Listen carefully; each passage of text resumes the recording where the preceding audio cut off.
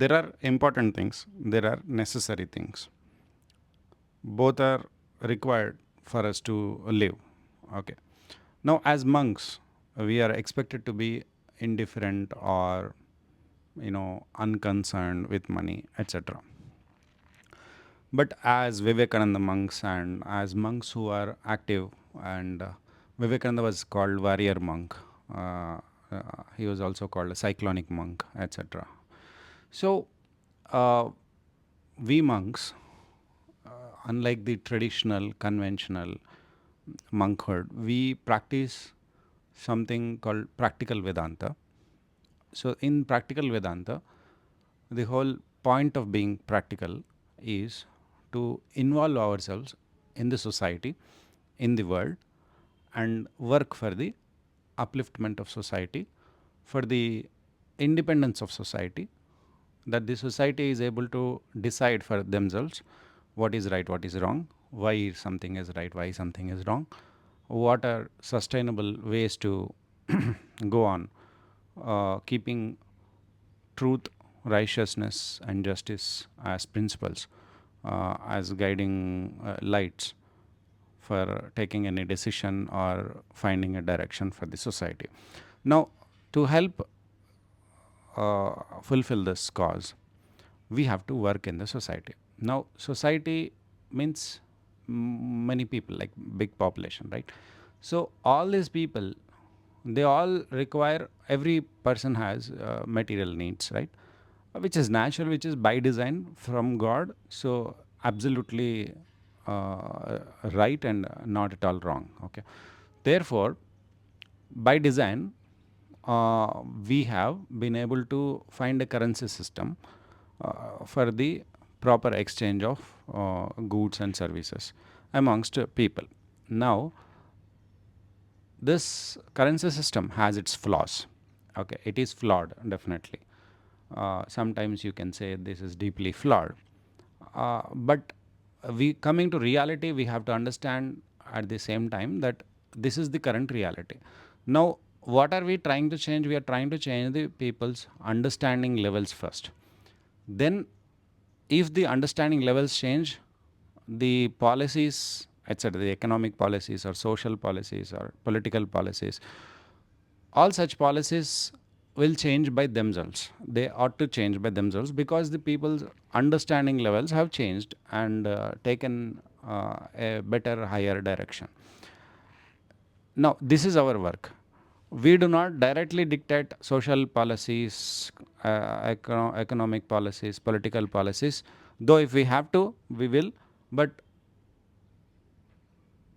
we don't, because people think we are we are good in only certain dimension and we are not in some other directions. It is also true in many cases. But people like Vivekananda, they're rishis, so they are able to tell you what is proper social, cultural, political, economic ways of living, and many others like Mr. Nagaraj of Madhyastha Darshan, etc., and so many other people. So these people are very, very eligible. Not only eligible, these are the people who give you what is the right system. Okay. So these are the rishis. Now, when we are now working presently in these conditions, we also have to keep in mind the role that money plays, right? When we keep in mind the role that money plays, we see money as a good servant and a bad master, which is concluded. It is a good servant and a bad master for anyone, not just for monks. Now, when we look at money, we look at money as a necessary element in our work. Now, you think when we because we have to seek something that is necessary, so we seek money. Okay, we we we calculate what money, what amount of money should go where and why. Okay, we calculate, we choose between the priorities, like where should this 100 rupees be spent so that we get most value out of that 100 rupees. Okay. Now, this kind of thinking is also done by regular people, not just monks. So, what you think is when you see us dealing with money, you think we are also like regular people, and you think the way regular people see money, that is the way we are also seeing the money. No. The difference is regular people think money is important, crucial to their happiness. What we think is money is necessary, not for happiness, but for running the show, but for going on working with people, right? So, if we have to conduct, for example, some good program that will do good to that will create welfare for many people, what should we do?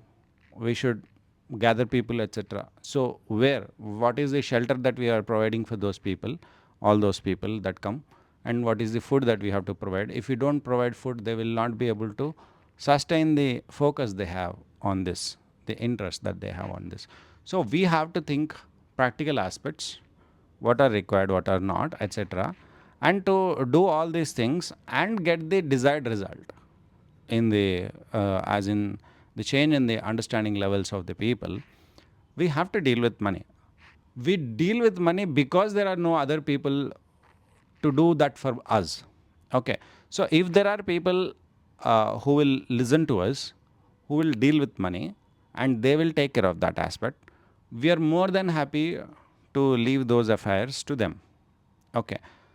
But see, the under underplaying or the importance of monks in this society has always been there, but nowadays it is even more so. For example, an MBBS doctor is a doctor. We need to value an MBBS doctor as a doctor. But what is happening is most people want to go to specialist for everything. Even if you get fever, you want to go to the best doctor, the corporate doctor who has big room, so many people under him, and who will not look at you, talk to you for more than a few seconds or minutes, like that. You know, so you think that these are famous doctors, etc. So you think this is how you choose a doctor, right? So in the same way, which is wrong, which is wrong. An MBBS doctor should be given importance. That is why these MBBS doctors don't feel satisfied. Even if they complete that MBBS study with good interest, etc., they feel they are not valued. So they have to go for specialization and specialization. All those problems are there. Lots of competition. They're not happy. They're not valued by the society. But they ought to be valued, right? Similarly, monks and rishis and yogis, or whatever these categories are, that is spiritual people, now they are being valued by the amount of popularity they have, by the amount of money they manage, by the amount of land that they have under their control, but the amount of influence they have and the people that meet them, etc., which is very wrong. But who will listen to us even if we say that? Now, I'm not saying they're bad or they're not genuine. They may be right, they may be genuine, etc., but there are other people who are genuine, who are not popular, but who are genuine, right? So anyway, why am I saying to you all these things is, if everyone has that amount of money to deal with, they would act differently. And if people who would have only limited, very less amount of money under their control, but they still have to do what these other people are doing, or at least aim to do such big things in a few years, they still have to take decisions regarding money as if money is important, but we are only seeing money as a necessary thing. So the difference between seeing money as a necessary thing and seeing money as a crucial, important, fundamental thing in life This is the difference between a monk's vision of anything from a regular person's vision of everything, right? Therefore, money is necessary for monks, for, yes, of course, for going about in their own lives, but also to do what they have to do, what they see the necessity to do in the society. So it is necessary. Then if it is necessary, it goes without saying that we focus on that, we seek it, we treasure it, we calculate on how to utilize that money. Whereas we are not saying that that is the crucial element for people's happiness or our happiness. No.